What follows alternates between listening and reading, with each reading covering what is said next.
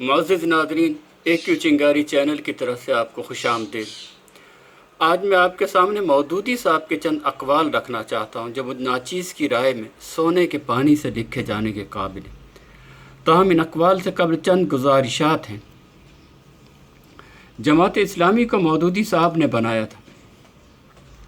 مودودی صاحب غیر اللہ کی حاکمیت اور قرآن کی شریعت کے خلاف احکام مسلط کرنے والوں کے خلاف لازمی عملی لا الہ کا فریضہ انجام دیے بغیر بستر اور صوفے پر جہاد کرتے ہوئے نہیں مرے تھے، بلکہ ان کو تو پھانسی کی کال کوٹری تک کی سیر کرنا پڑی تھی۔ یہی اقامت دین کا فریضہ مصر کے اندر سید قطب شہید نے بھی انجام دینے کی کوشش کی۔ انہیں موت کی سزا ہوئی اور وہ شہید کر دیے گئے۔ وہ یہی کہتے تھے کہ اسلام کو برسر عمل دیکھنا چاہتے ہو تو اسلام کو معاشروں کی زمام کار تھامنے دو، کیونکہ دین حجروں اور عبادت گاہوں یا قلب و ضمیر کے نیا خانوں میں دبکا پڑا رہنے کے لیے اترا ہی نہیں۔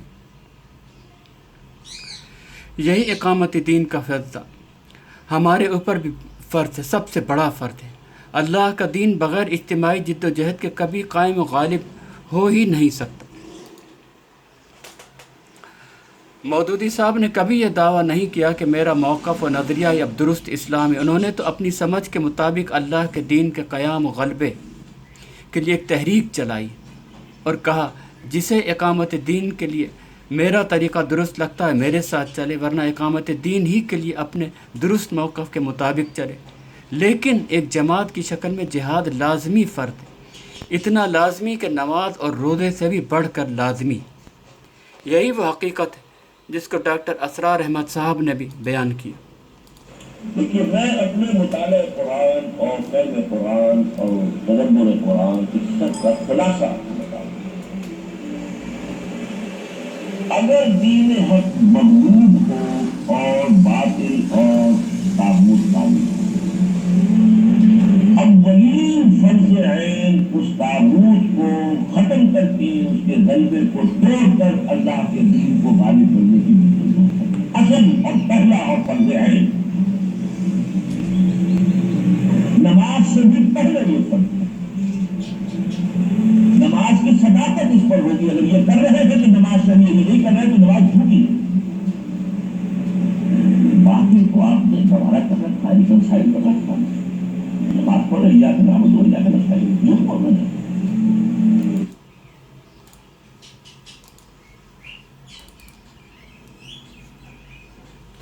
ناظرین، آپ نے سنے ڈاکٹر اسرار احمد صاحب کے الفاظ۔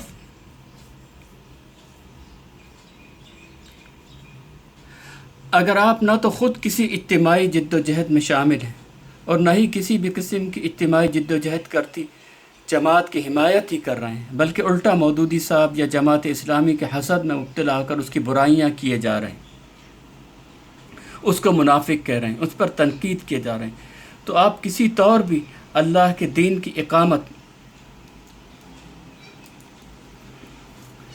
کے فرض کو ادا نہیں کر رہے،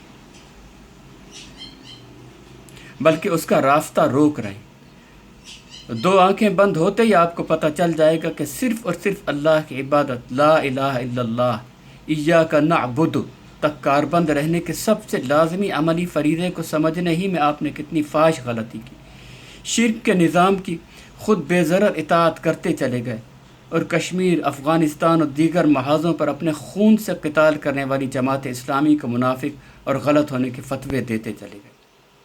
ابھی مہلت عمل آپ کے ہاتھ میں، ایک دفعہ پھر سے سوچ لیجئے کہ جب آپ نہ تو خود اقامت دین کی کسی جد و جہد میں شریک ہیں، نہ ہی کسی ایسی اجتماعی جد و جہد کی حمایت کر رہے ہیں، بلکہ یا تو نواز اور زرداری کی نفرت میں عمران سے عقیدت رکھ رہے ہیں، یا عمران کی نفرت میں آزمائے ہوئے نواز اور زرداری ان کے غلام فضل الرحمان کا ساتھ دینے کو تیار ہیں، تو اگر تفہیم القرآن خطبات دینیات لکھنے والے مودودی صاحب اور ان کے جانشین طفیل محمد، قاضی حسین احمد صاحب، منور حسن صاحب اور سراج الحق صاحب اور ان کا ٹولہ جنتی نکلا، حق پر نکلے، تو آپ کا اخروی انجام کیا نکلنا چاہیے؟ کامیابی، اصل کامیابی یہی ہے کہ جو وہاں جہنم کی آگ سے بچا دیا گیا اور جنت میں داخل کر دیا، بس وہی کامیاب ہے۔ دنیا کی زندگی تو محض دھوکے کا سامان۔ آئیے اب مودودی صاحب کے کچھ متفرق اقوال پر نظر ڈال کر بات کو ختم کرتے ہیں، شاید آپ کو اپنی زندگی کے اصل مقصد سے آگاہی حاصل ہو سکے۔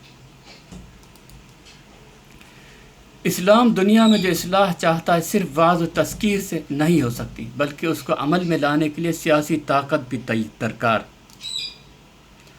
روئے زمین پر اگر صرف ایک ہی آدمی مومن ہو تب بھی اس کے لیے درست نہیں کہ اپنے آپ کو اکیلا پا کر اور ذرائع مفقود دیکھ کر نظام باطل کے تسلط پر راضی ہو جائے، بلکہ اس کے لیے سیدھا اور صاف راستہ یہی ہے کہ بندگان خدا کو اس طریقے زندگی کی طرف بلائے جو اللہ کو پسند ہے۔ پھر اگر کوئی اس کی بات سن کر ساتھ نہ دے تو اس کا ساری عمر صراط مستقیم پر کھڑے ہو کر لوگوں کو پکارتے رہنا اور پکارتے پکارتے مر جانا اس سے لاکھ درجے بہتر ہے کہ وہ اپنی زبان سے وہ صدائیں بلند کرنے لگے جو ضلالت میں بھٹکی دنیا کو مرغوب اور ان راہوں پر چل پڑے جن پر کفار کی امامت میں دنیا چل رہی ہے۔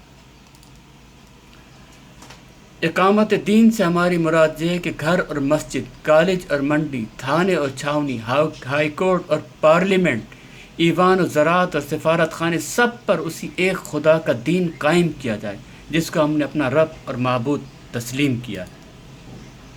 جہاں بھی خدا کے بجائے انسانوں کے حکم کی اطاعت کی جاتی ہے وہاں کسی نہ کسی صورت میں ظلم اور بے انصافی موجود ہے۔ کیا دنیا میں کوئی قانون اس لیے بھی بنایا جاتا ہے کہ صرف اس کی تلاوت کر لی جائے، اس کا نفاذ سرے سے مقصود ہی نہ ہو؟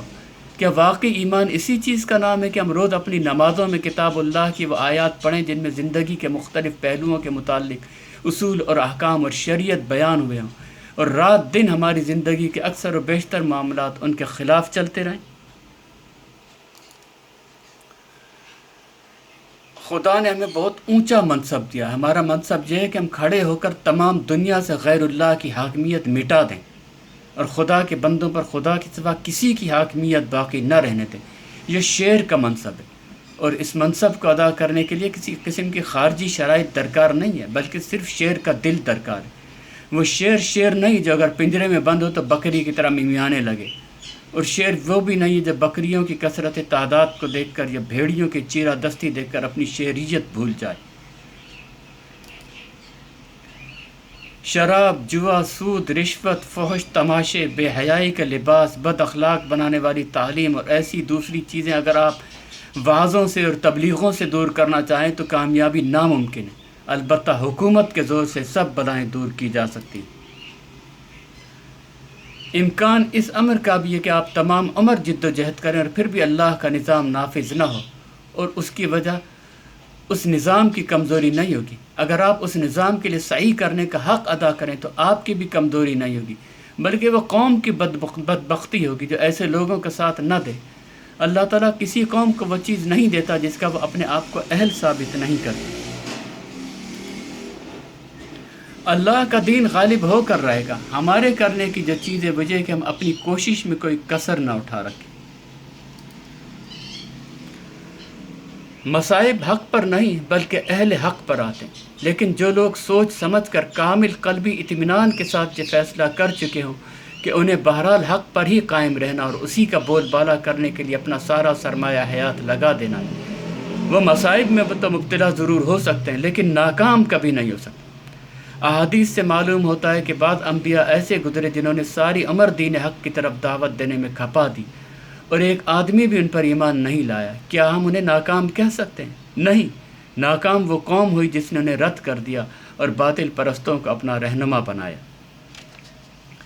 معزز ناظرین، اگر اللہ برحق ہے، محمد سچے رسول اور قرآن اس کی نازل کردہ کتاب ہے، زندگی بعد موت اور جنت اور جہنم برحق ہیں، تو میری بات کا یقین کر لیجئے کہ جماعت اسلامی کا ایک غریب سبزی فروش زرداری نواز عمران فضل الرحمان جیسے ارب پتیوں سے بدرجہ بہتر ہے، اور ارب پتی دنیا پرست منافق علماء سو سے بھی بہتر ہے۔ آپ پہلے ہی اپنی زندگی کا بہت قیمتی وقت ضائع کر چکے ہیں، مزید وقت ضائع کیے بغیر خود کو جماعت اسلامی کے سپرد کر دیجئے۔